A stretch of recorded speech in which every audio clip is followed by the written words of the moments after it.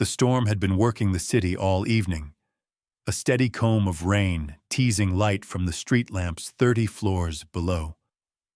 From his glass corner of the skyline, Alex Whitman watched droplets race each other down the window like tiny, urgent decisions. The apartment around him hummed with the low, mechanical breath of an HVAC system and the faint ozone scent of electronics left on too long. A muted sports channel stuttered across the TV, playing to no one. On his phone, a short video looped. 32 seconds of a little boy in a yellow slicker laughing into a foggy drizzle. He didn't know why he'd tapped it the first time. He didn't know why he was watching it for the fifth.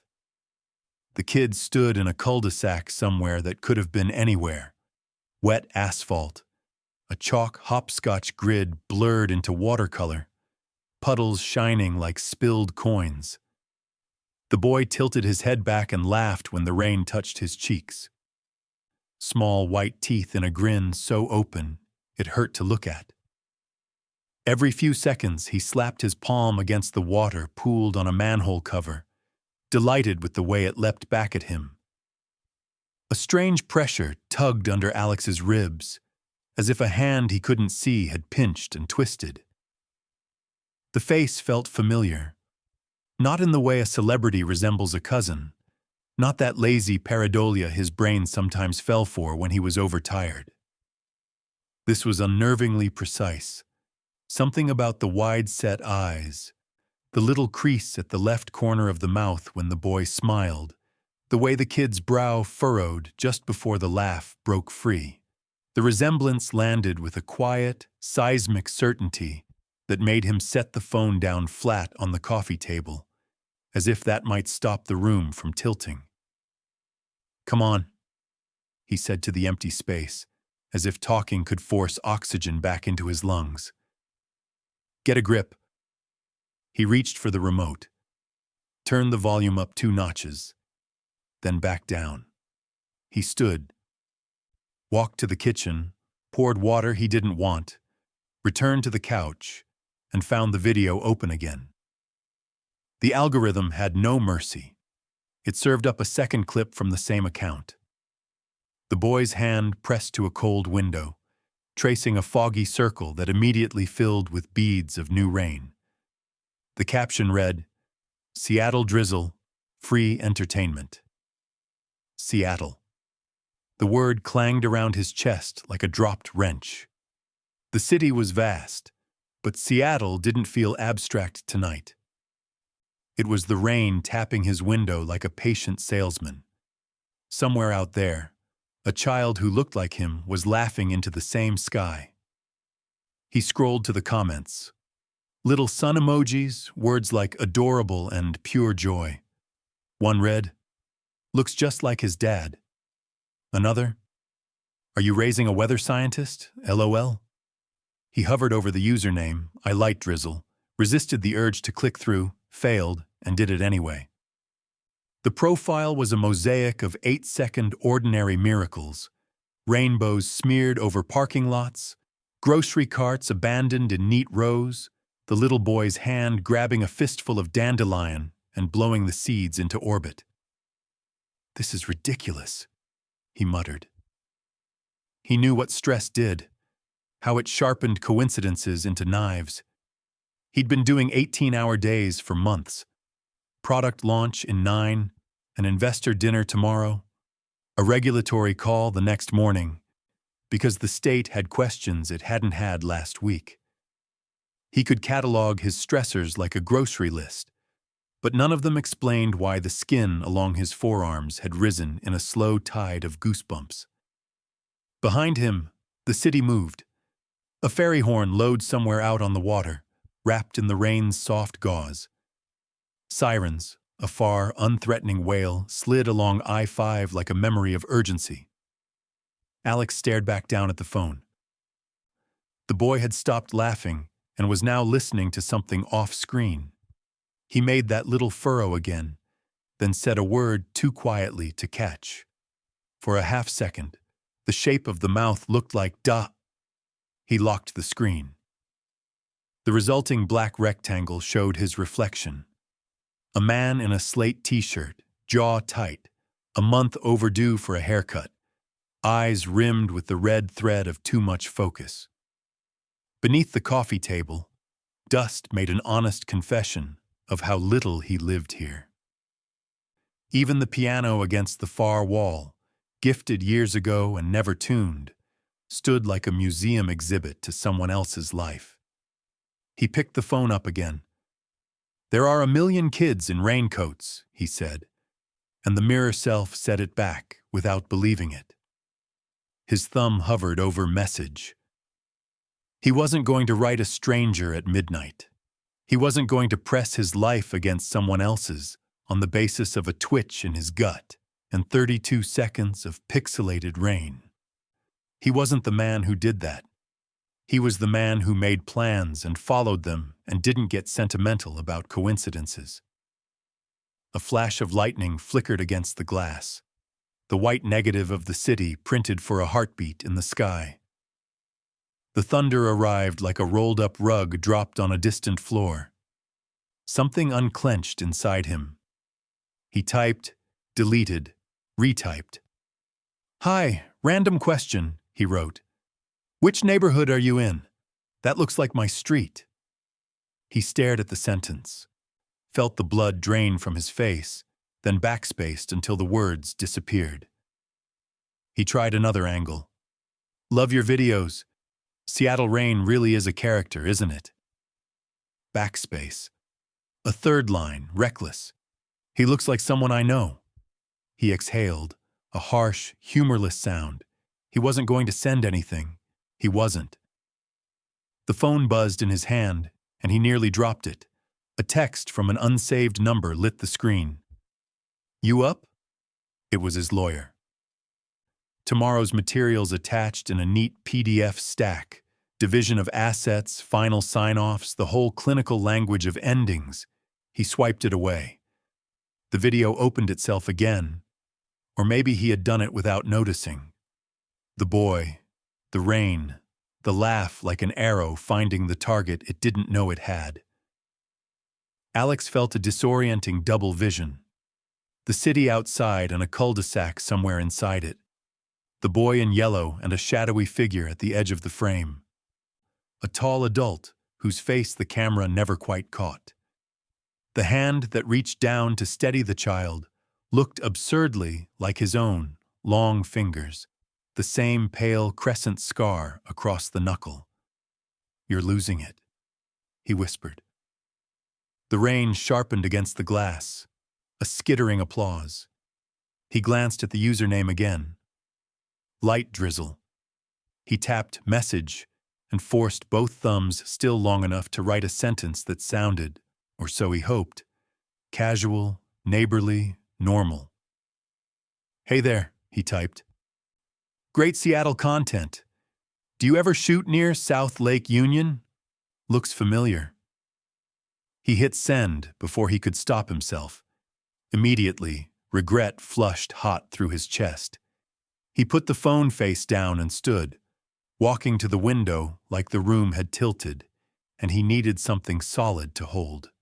Rainwater braided down the glass. His reflection stared back, superimposed over pinprick office lights and the winking red aircraft beacons above buildings he could name by their logos. He placed his palm on the cold window, matched the boy's gesture from the video, and felt the night bite the heat from his skin. Behind him, the phone buzzed again. He didn't move. The rain continued its practiced percussion, the city its practiced indifference. After a long moment, he turned. A single notification waited, bright as a flint in the dark. "Thanks. We're in Queen Anne most days. Small world. Do you live around here?" His chest tightened in that same precise way. He didn't know what to say. He only knew the question inside the question, the one that had been sitting quietly on the couch beside him all night, finally spoke with a voice he recognized as his own. "Why does this stranger look so much like your son?" He started to type, stopped, and then typed again, one careful word after another, as if he could walk a thin wire across a canyon he hadn't admitted was there until now. The city breathed. The rain leaned in. Somewhere between the two, a decision began to take shape. 6 months earlier, the air in the King County Courthouse was cold in a way that had nothing to do with the weather outside. The walls were painted a bureaucratic beige, the kind of color meant to calm people, though it had the opposite effect on Alex Whitman. The fluorescent lights hummed faintly overhead, as if they too were tired of witnessing people walk into this room as couples and walk out as strangers. The pen felt heavier than it should have. One signature. That's all it took to dismantle years of shared life. Alex slid the papers toward the clerk without meeting Rachel's eyes. She didn't look at him either, her attention fixed on the stack of documents in front of her, lips pressed into a line so straight it could have been cut with a ruler. They had practiced silence over the last year, and now it came easily. He told himself this was the only way forward. Clean, decisive, final. No drawn-out arguments, no custody battles, no drawn lines of resentment that would poison the air for years to come. He had convinced himself that his company needed him unencumbered, that family entanglements would eventually destroy the precision and drive his work demanded. He believed it, or at least he thought he did. When the clerk nodded, signaling they were free to go, Alex stood. Rachel gathered her purse without a word. He paused at the doorway, a reflexive half-turn toward her, maybe to say something. Maybe to acknowledge that this wasn't just business paperwork. They had once loved each other. But she was already walking toward the elevator, her heels clicking a rhythm that didn't wait for him.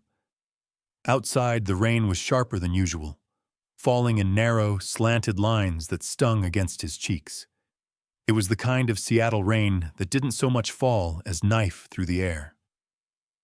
Alex flipped his collar up and walked fast.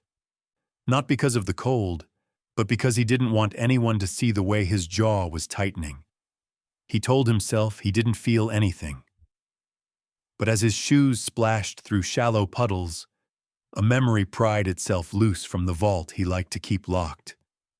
He was 9 years old again, sitting at the edge of a frayed couch in a 2-room apartment that smelled faintly of mildew and laundry soap. His mother was at the tiny kitchen table, forehead resting on her hand as she studied a bill. The light above her flickered every few seconds, a strobe that made the room feel smaller.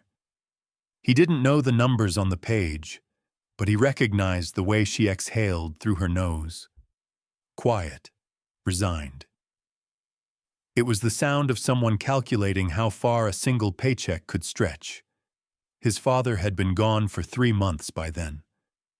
One day he was there, sitting at that same table eating cold cereal from the box, and the next day his side of the closet was empty. No explanation, no note. Alex had spent weeks imagining reasons that would make sense. A job in another city, a sudden illness, even amnesia. But eventually he stopped asking. His mother's eyes hardened a little every time his father's name came up. That was when Alex learned that family was fragile, not just in the way glass was fragile, but in the way ice over deep water was fragile.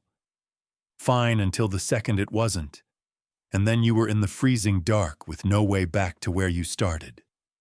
The memory clung to him like damp clothing as he walked from the courthouse. He had vowed back then never to be dependent on anyone, never to let someone else's choices determine the course of his life. And now, standing in the wet shadows of downtown, he told himself he'd succeeded. He had built a company that was weeks away from a major product launch, investors circling like hawks with open checkbooks. His calendar was a wall of color-coded precision. Every variable was under his control. except for the rain and the faint echo of Rachel's heels on the marble floor behind him.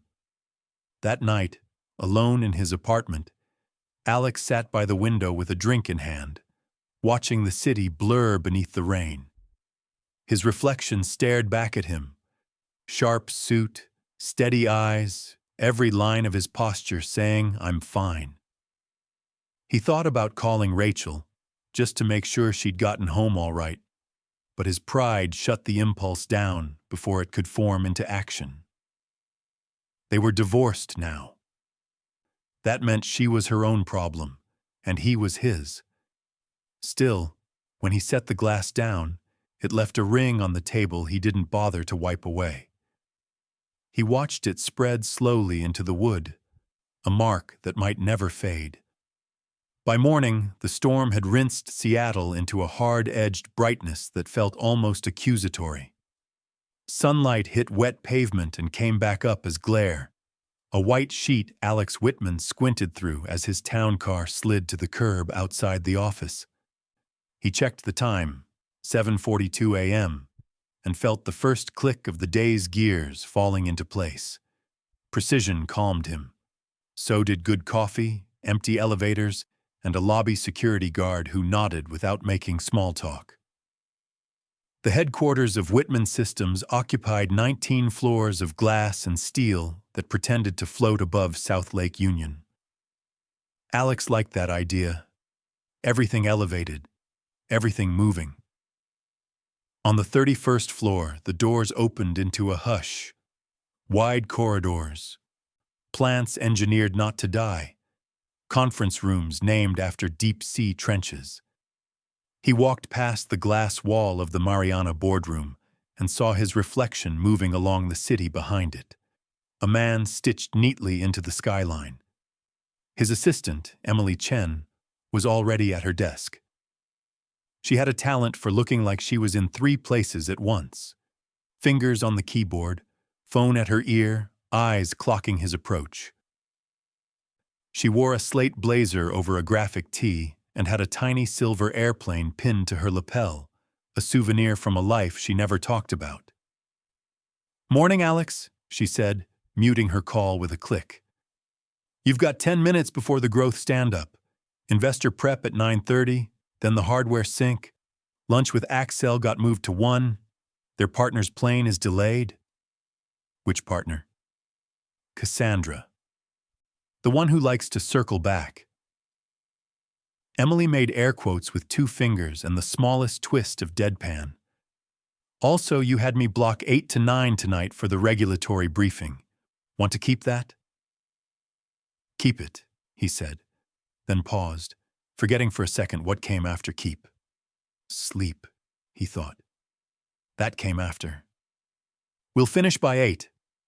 Emily's eyes flicked up, unreadable. Noted. He passed through the glass door of his office, where the air always felt a degree cooler, like a server room. The desk was a study in subtraction. No family photos, no souvenirs, just 2 monitors, a thin stack of prototypes, and a river stone he sometimes rolled between his fingers when a call got ugly. Beyond the window, the lake was a sheet of hammered metal, silver where the sun broke it, and black where clouds drifted over. The stand-up began with a parade of charts. Marketing said the waitlist was at 118,403. Engineering said one component supplier was slipping, and they needed either leverage or a miracle. Finance said the burn looked like a trench widening by the week. Alex asked short questions, the kind that turned a warm conversation into ice water. What's the bottleneck owner's name? What's the escalation path? What are we not seeing? The answers stacked neatly, and he felt the familiar anesthetic satisfaction of problems that could be solved with pressure and money.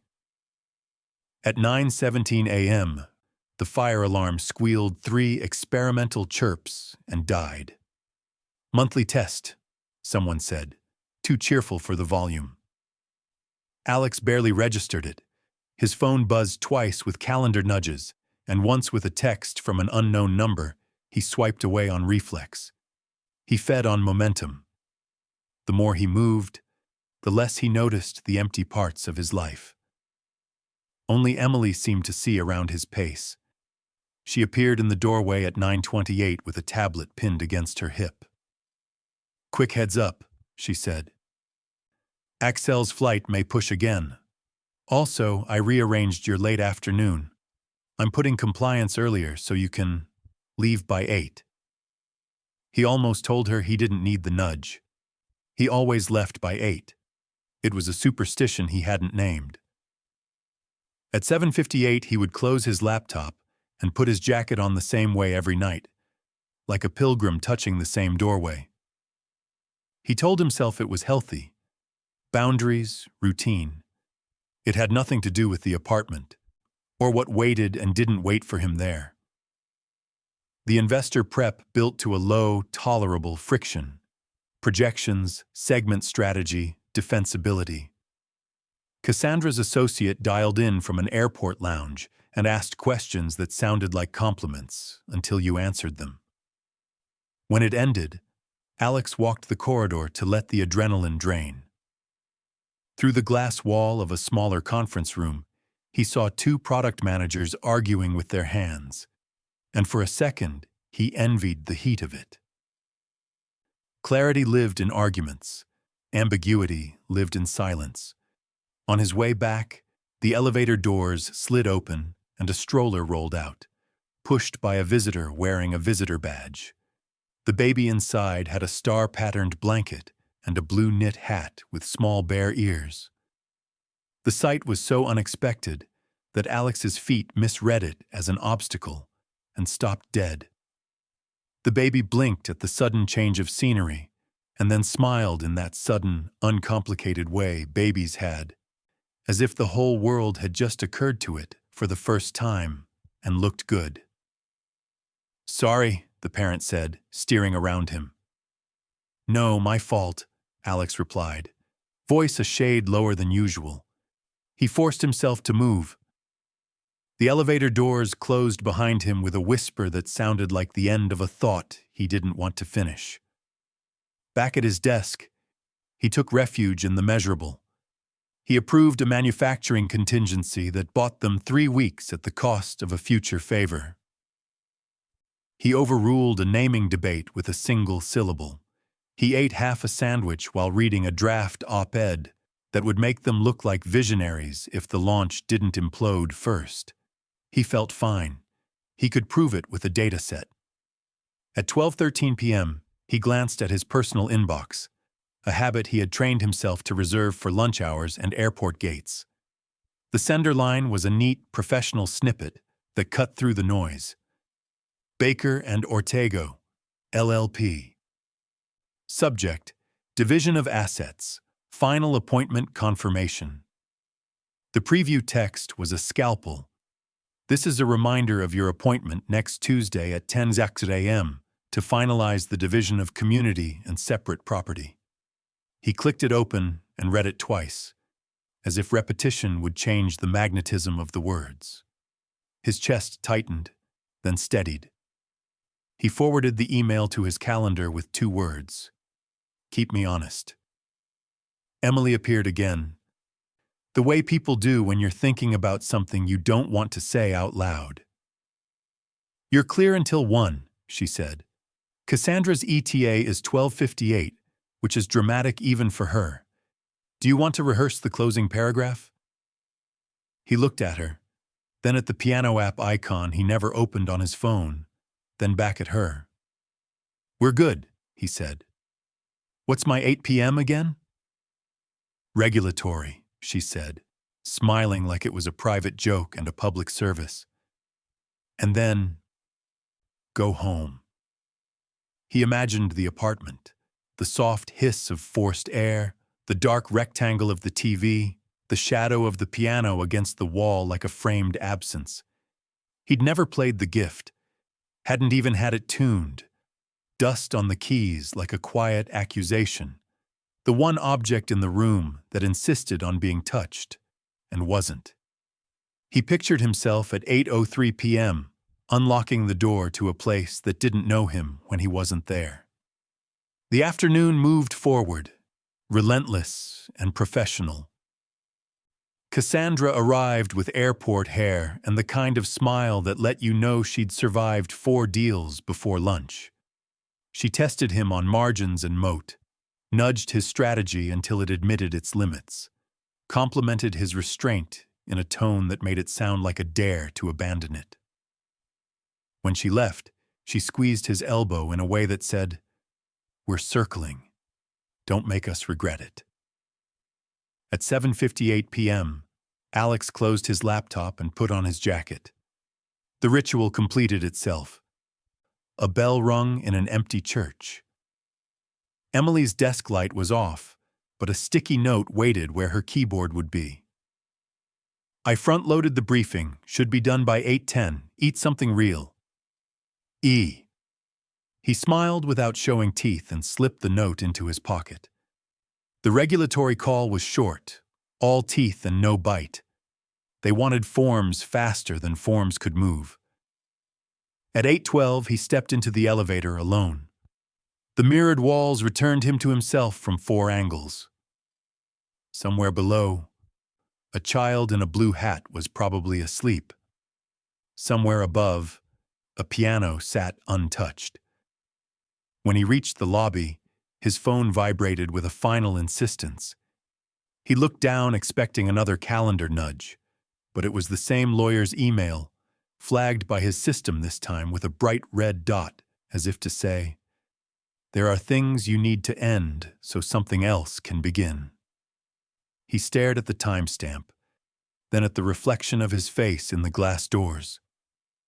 Outside, the rain had started again, a light, needling drizzle that made the city look half erased.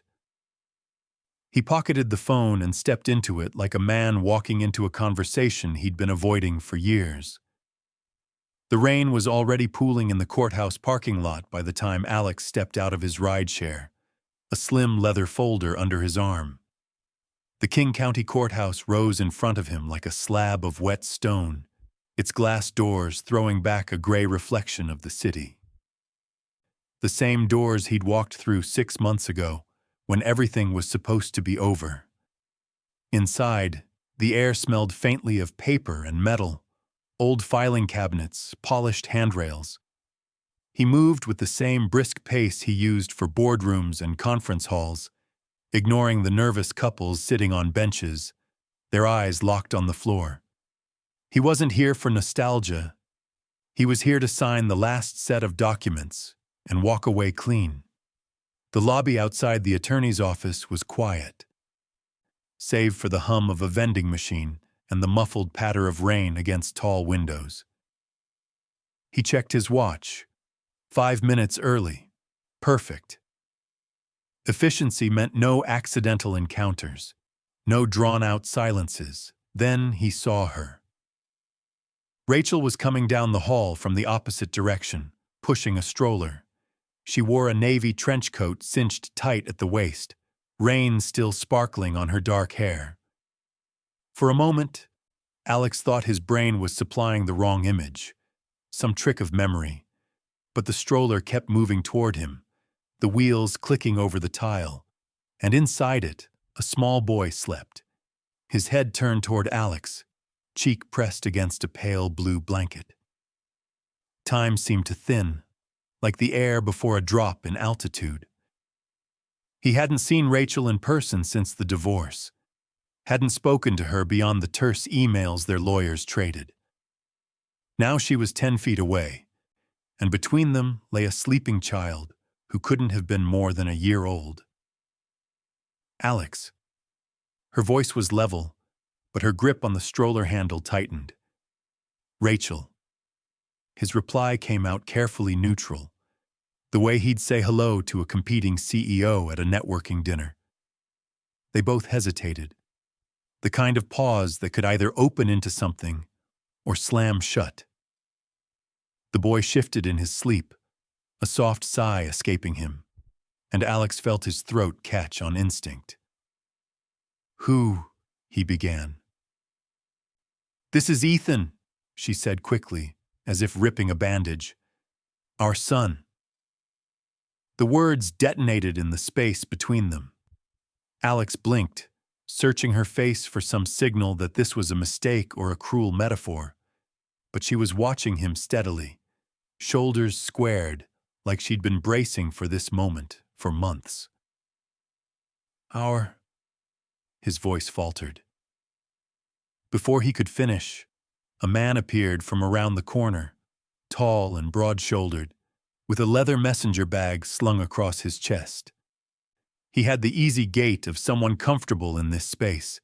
His hair was shorter than Alex remembered, but the face was unmistakable. Michael, Alex said, hearing the surprise in his own tone. Michael's eyes flicked to him, then to Rachel, then down to the stroller.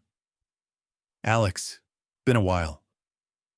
The last time they'd spoken was more than a decade ago, in a cluttered college apartment thick with the smell of takeout and ambition. Michael had been the guy who stayed up all night sketching designs on napkins, who could make an empty room feel warm just by walking into it. Now he was wearing a wool coat and an expression that revealed nothing. You two know each other? Rachel asked, though her voice said she already knew the answer. College, Michael said simply.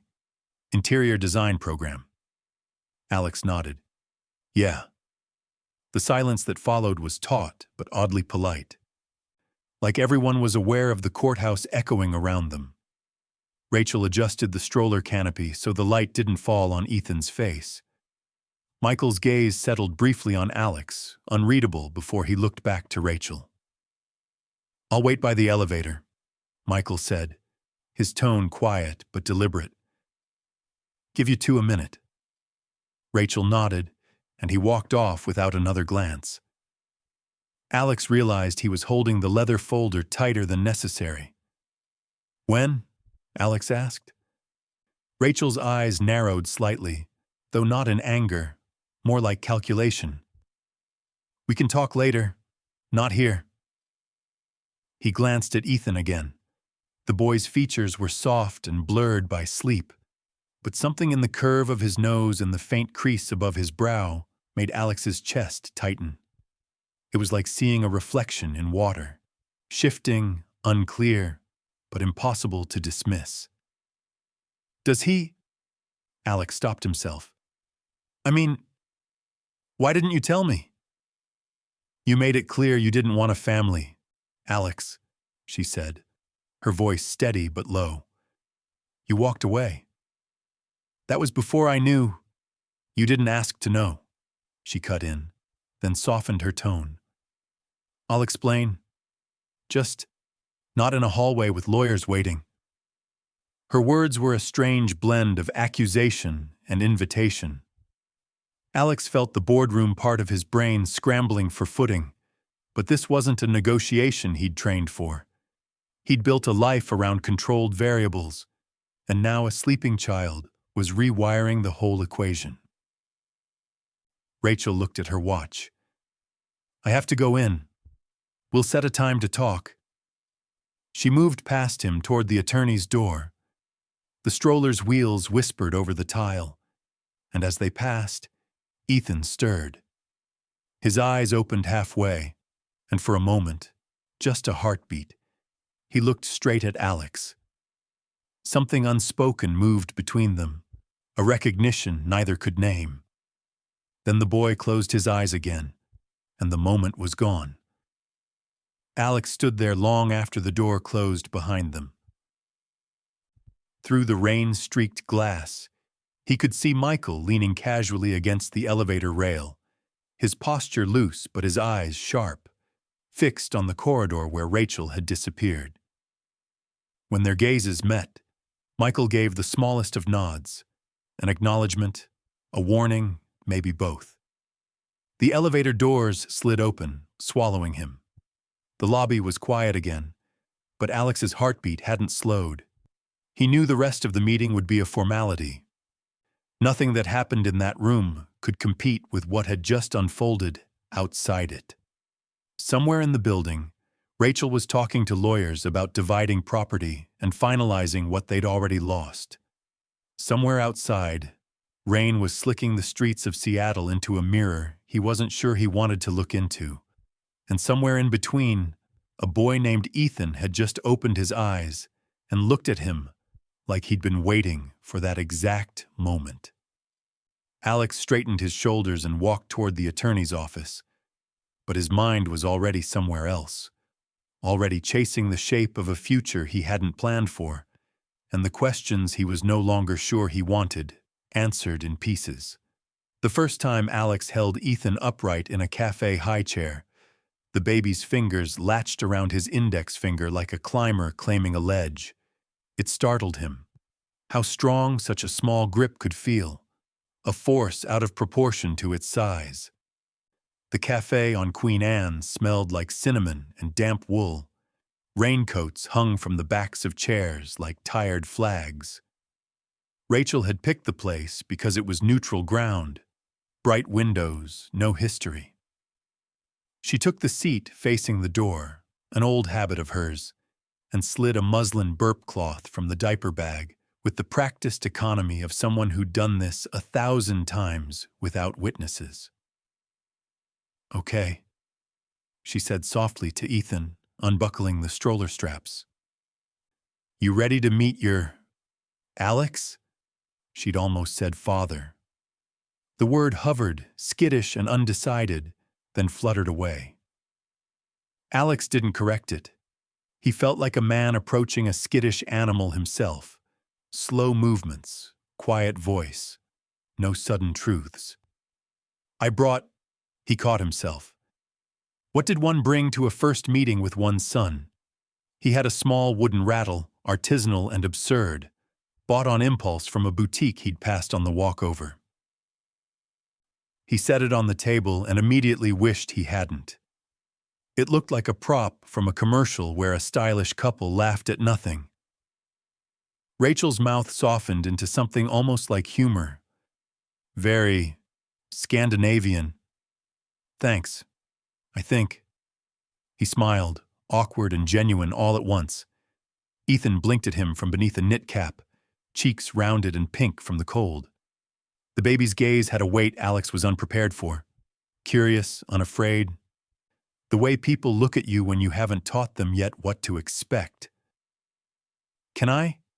Alex asked, hands hovering. "Here." Rachel lifted Ethan and placed him into the high chair. "He just ate, but he'll want a little more.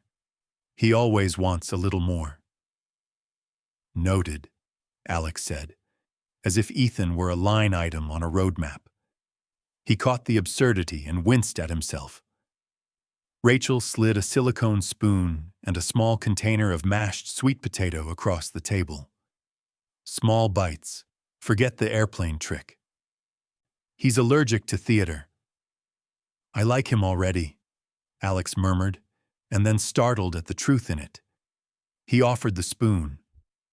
Ethan leaned forward, mouth open in a perfect O, then clamped down with comic ferocity. The spoon came away clean. Alex gave him another, and another.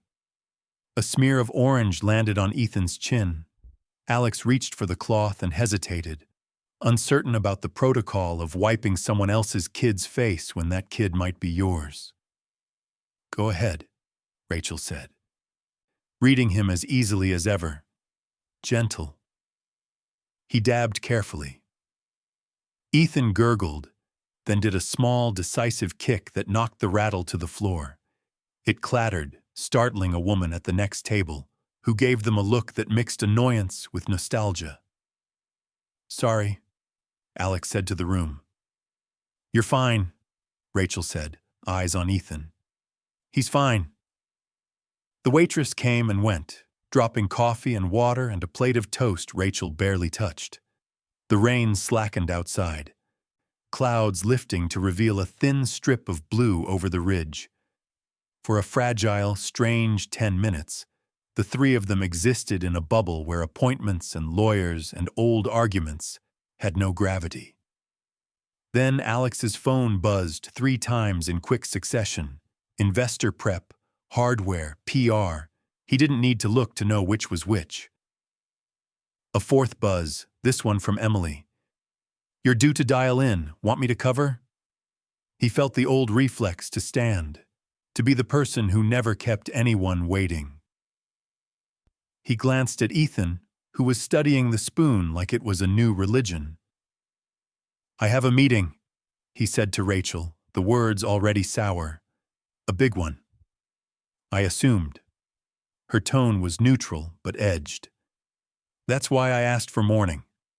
He should have stood, should have taken the call from the sidewalk with rain prickling his hairline, should have said a lot of things about fiduciary duties and timing. Instead, he typed a single reply to Emily.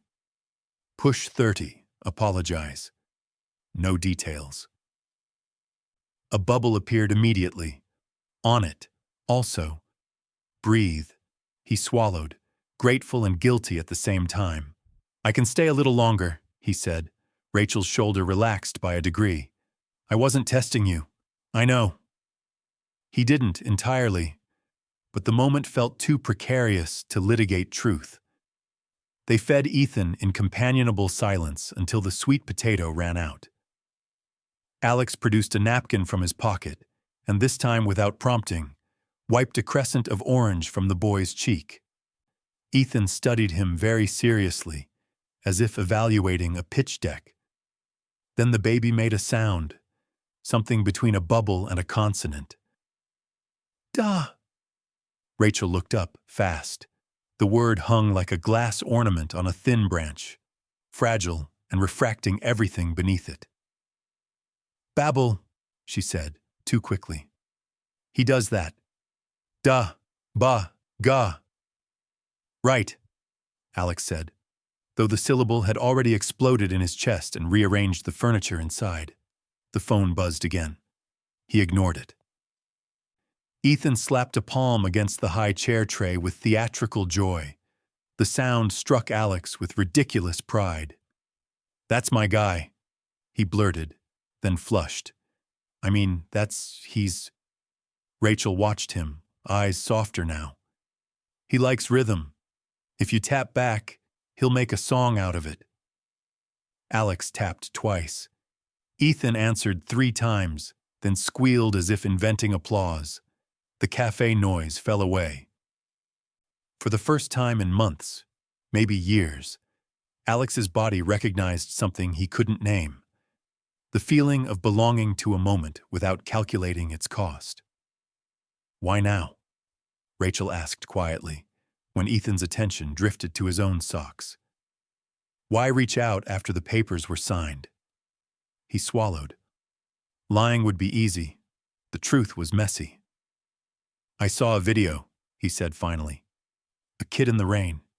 He looked familiar. It wouldn't leave me alone." Rachel's mouth tilted. A near smile. A near wound. "Seattle is full of kids in the rain." "I know," he said. "This was more than that." She studied him for a beat that felt longer than a minute.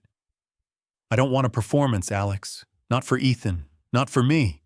If this is about guilt or optics, it's not." He surprised himself with the speed of the answer. "It's not a PR angle.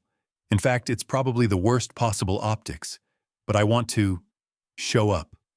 She exhaled, some tension unspooling. "I don't know what that looks like yet." "Me neither," he admitted. "But I'm willing to miss a meeting to find out." He glanced at the screen.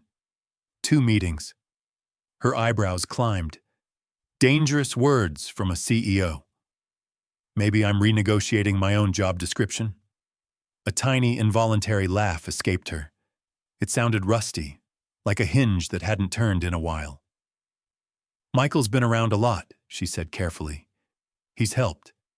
He cares about Ethan. About me." A pulse of something sharp moved through Alex. Jealousy, gratitude, fear, all too intertwined to separate.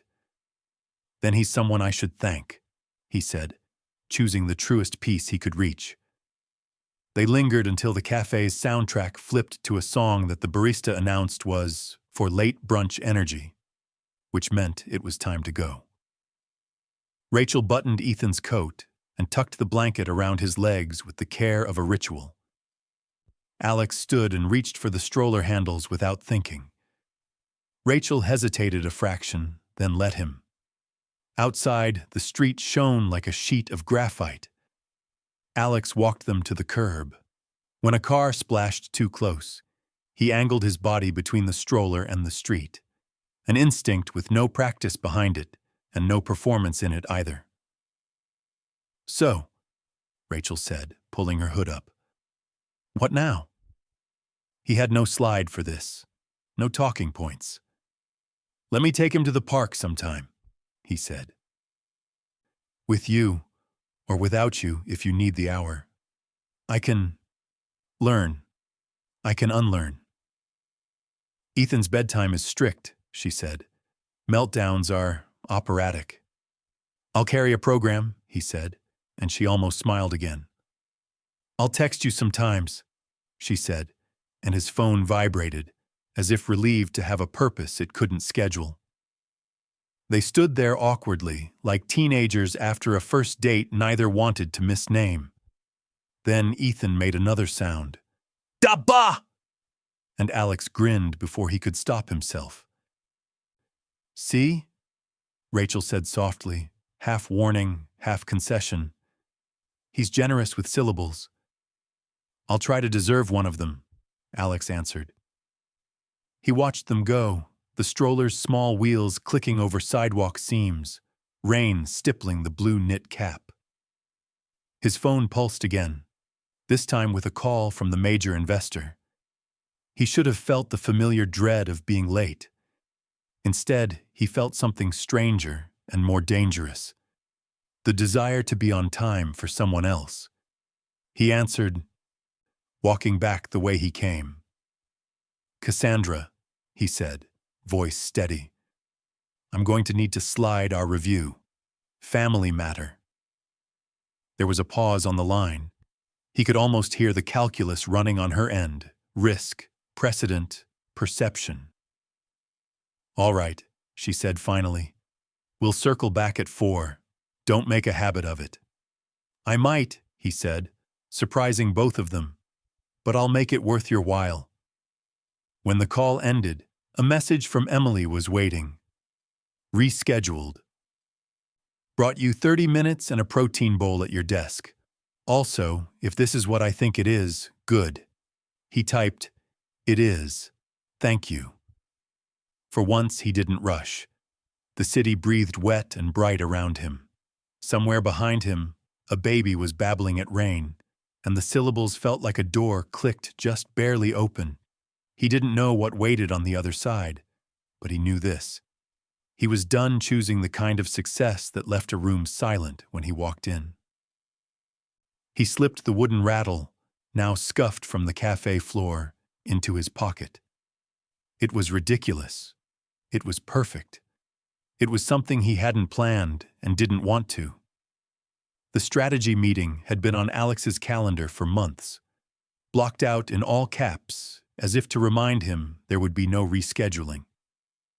The conference room was a sleek rectangle of glass and steel, perched 31 stories above a Seattle morning that was already drowning in gray. A half-dozen investors sat at the far side of the table, their laptops glowing like jury boxes. Charts pulsed on the wall monitor, projections, milestones, a carefully constructed crescendo that would end with a funding commitment large enough to carry Whitman Systems into the next decade. Alex stood at the head of the table, jacket draped on the back of his chair, sleeves rolled, pointer in hand. His voice was steady, his eyes scanning for the small cues that told him when to press and when to back off. A frown smoothed, a pen stilled, a glance traded. This was his arena. Halfway through a key slide, path to monetization, scaling without dilution. His phone buzzed against the polished surface of the table. Once, twice, 3 times, a rhythm that didn't belong to Emily's discreet meeting nudges. He ignored it, flicking to the next slide. Then it buzzed again, this time long enough to make the investors glance toward it. "Excuse me," he murmured, tapping the screen just enough to read the preview. "Rachel, Ethan's burning up. I'm stuck on the 520 bridge. Accident blocking all lanes. Please." The rest of the message was truncated, but it didn't matter. His stomach had already dropped. The conference room disappeared in the way a lens snaps into a different focus. The monitor, the investors, the million-dollar sentences, they all went flat. "Alex?" Cassandra, the lead investor, tilted her head, waiting. He heard himself say, "2 minutes," and stepped away from the table. The buzz came again. "Rachel, temp 103, breathing fast. Won't stop crying, urgent care closes in 30. Outside the floor-to-ceiling windows, the city was being pummeled by a brutal winter storm. Sheets of freezing rain driven sideways by wind. The sound churned into whitecaps. Traffic far below crawled like ants in syrup.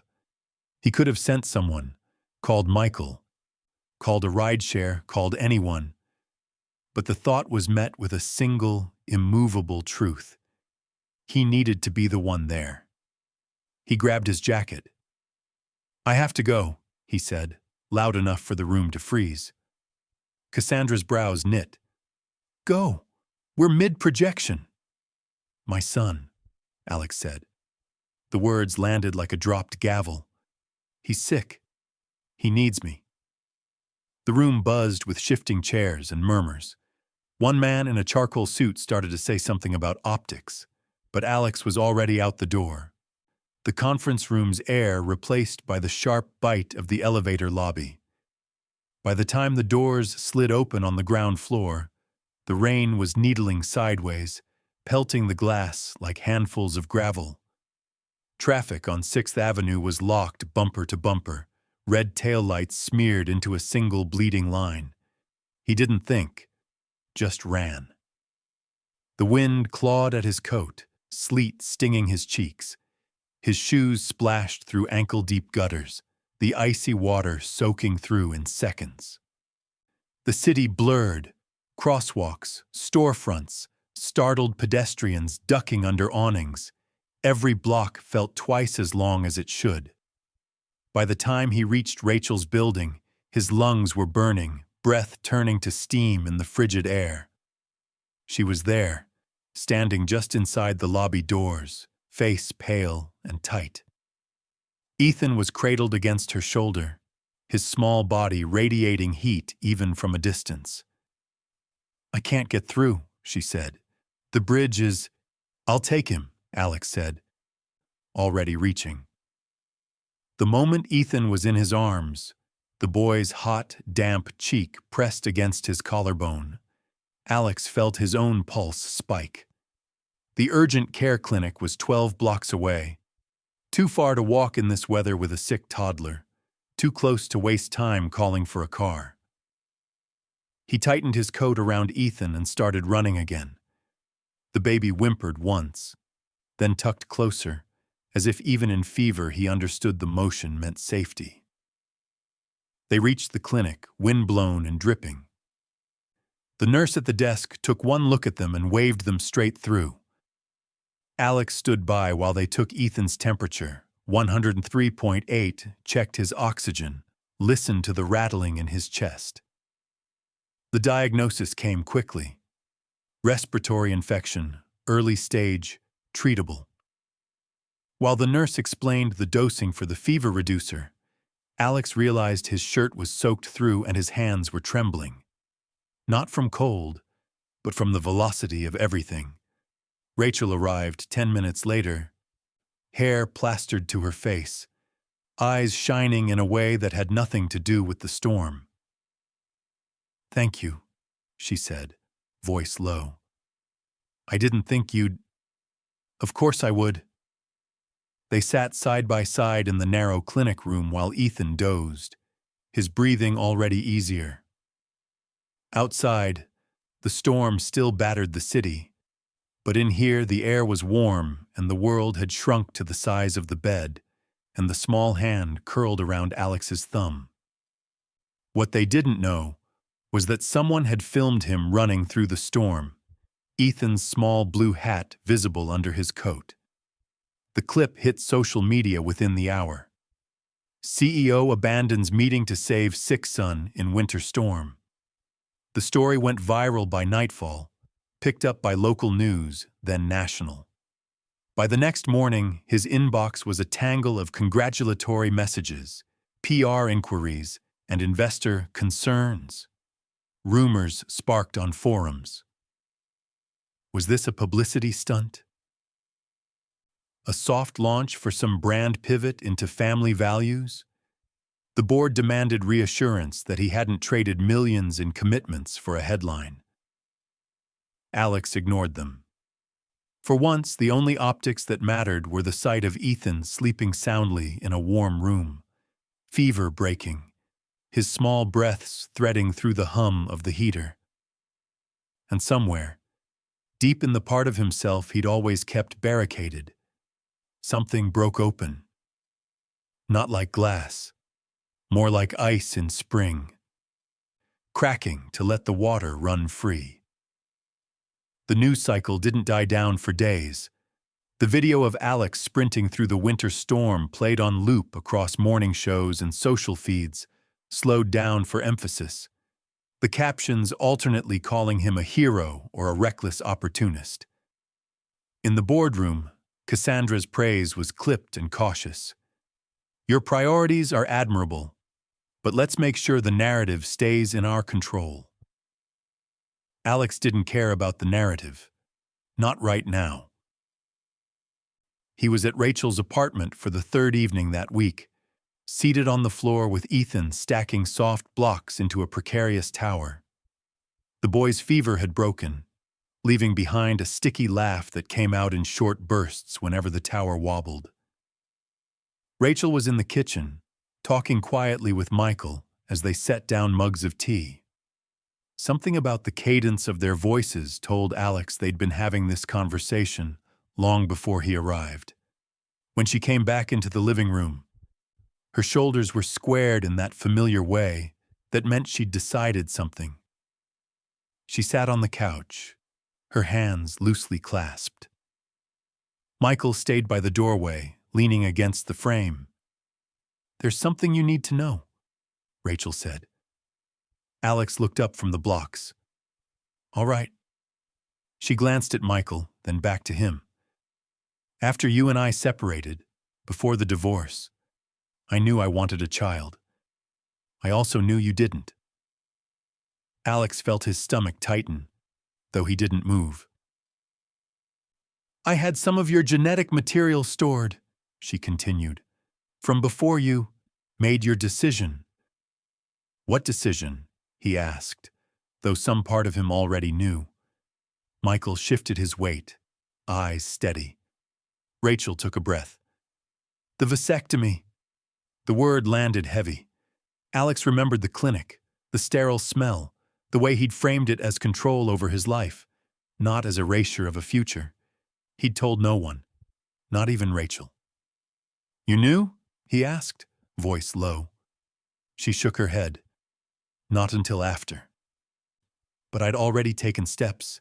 I didn't want to argue about it. I just moved forward." Michael spoke for the first time. "I was there for her during the pregnancy. Not in your place, exactly, but in the ways she needed someone. Grocery runs, doctor visits, furniture assembly. I cared about her. I still do." Alex stared at him, the air between them tight enough to hum.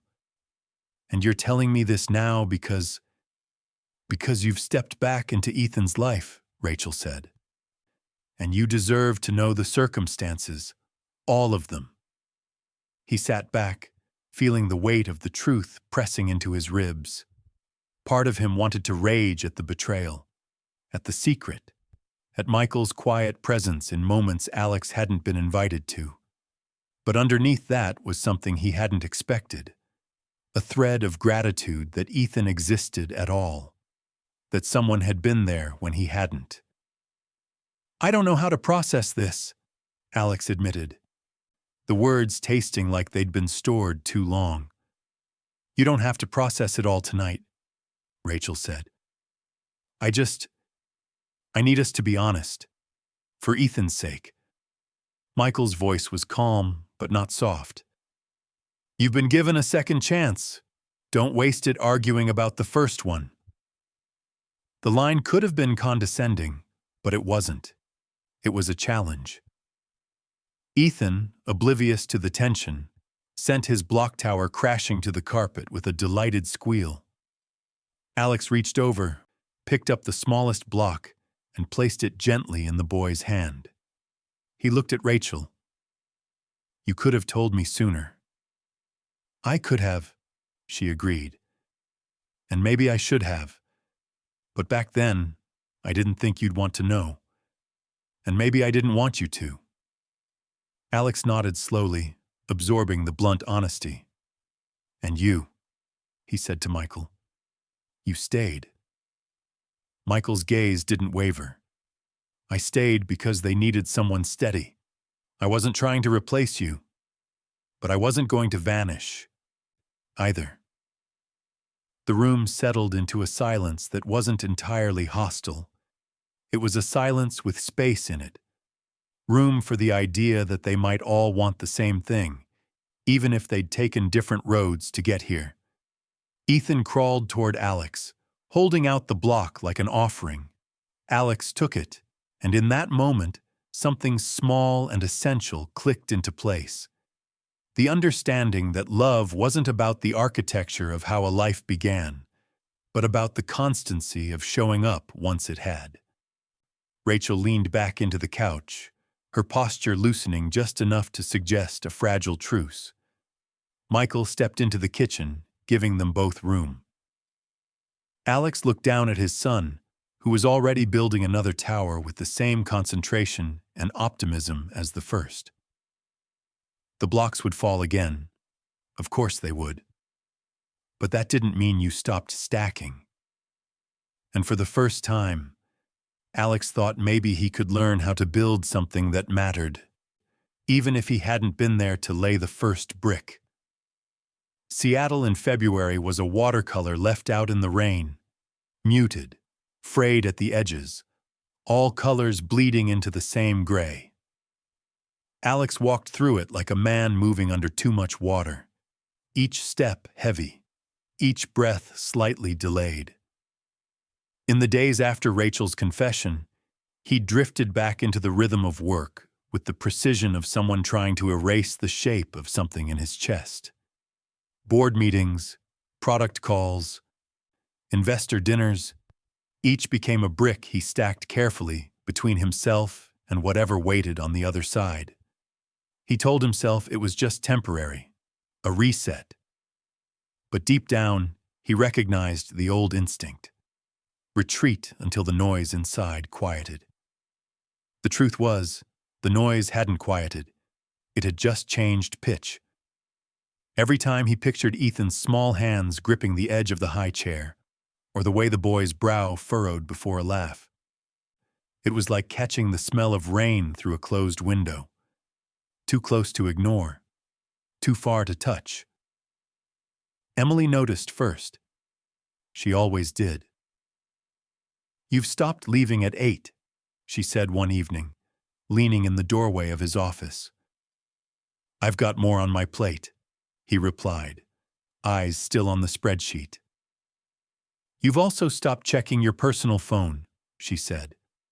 "That's a choice too." He didn't answer. Silence, after all, was its own kind of answer. Her gaze lingered. "You know, Alex, silence is still a choice, but it's not always the right one."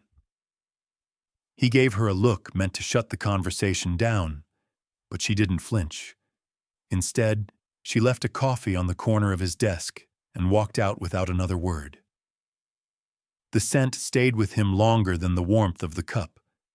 That night, the apartment felt more like a storage unit than a home.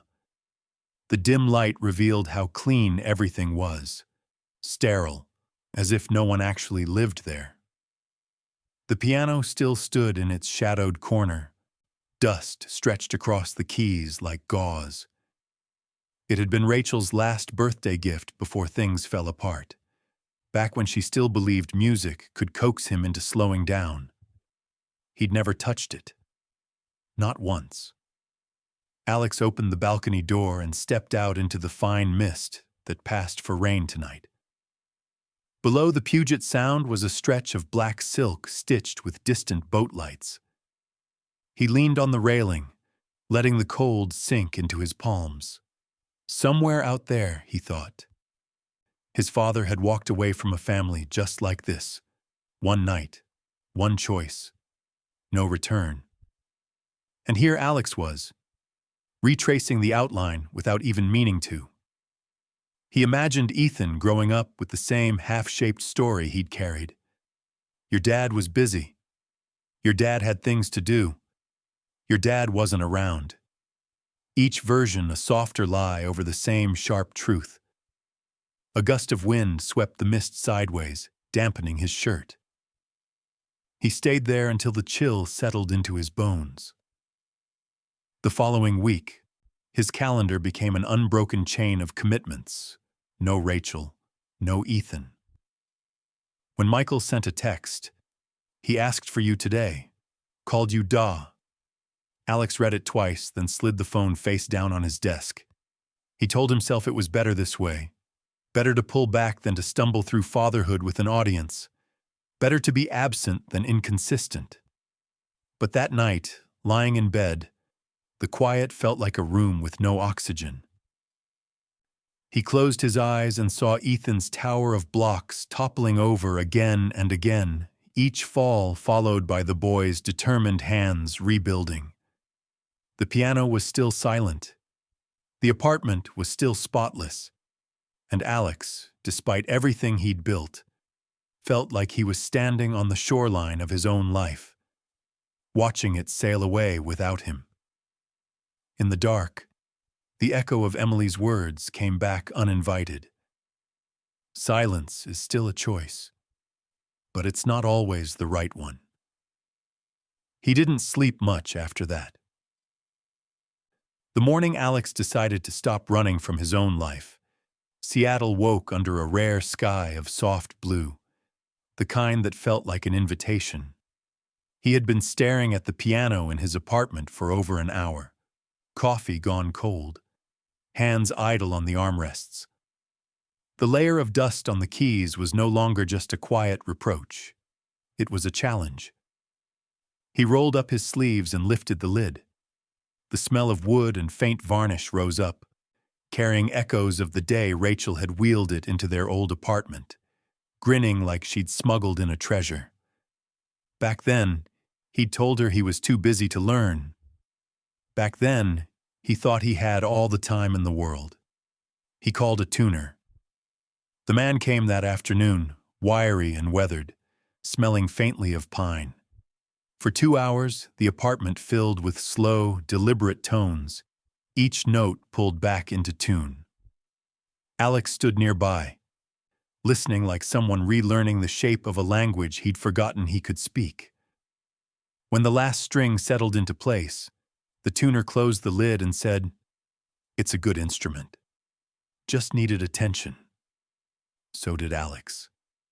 That night, instead of working late, he sat at the piano with a notebook propped against the music stand. His fingers stumbled at first, but he didn't stop. He kept pressing, chasing the melody that had been humming at the edge of his thoughts since the night in the cafe when Ethan had tapped out his little rhythm. The song took shape slowly, a conversation between notes, tentative, then certain, then playful. By midnight, he had something whole enough to recognize, a song for his son. The next morning, he rented a moving van and, with the tuner's help, loaded the piano. He didn't text Rachel ahead of time. He wanted the gesture to arrive unannounced. When she opened the door, Ethan clinging to her leg, Her eyes widened at the sight of him on the landing with the piano behind him. "What is this?" she asked, half bewildered, half wary. "A peace offering," he said, then corrected himself. "No, an apology. And something else. Something that's yours, mine, and his." Rachel's gaze softened, though her guard didn't drop entirely. "You wrote something?" He nodded. "For Ethan, and for you in a way.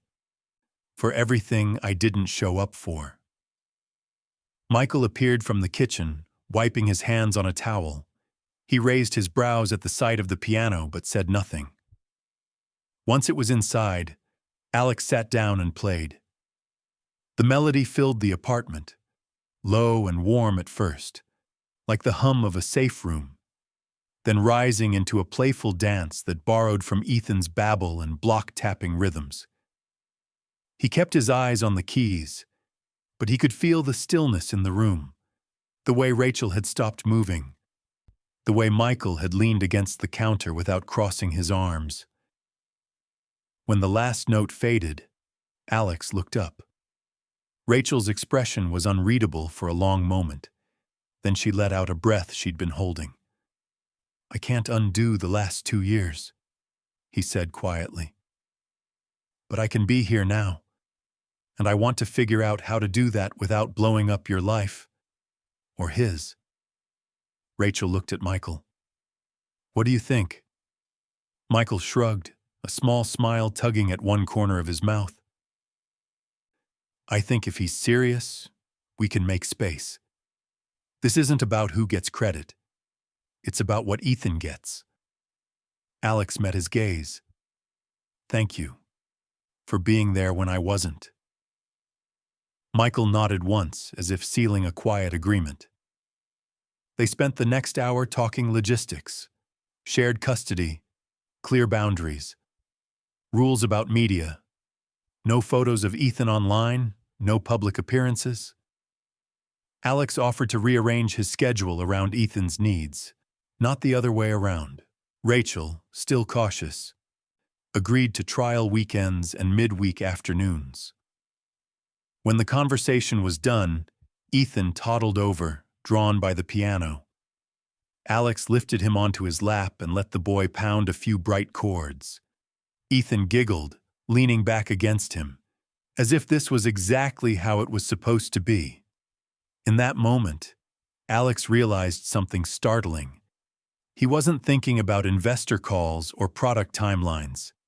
He was thinking about teaching his son the difference between a C and a G, about drizzly afternoons in the park, about making pancakes that didn't come from room service.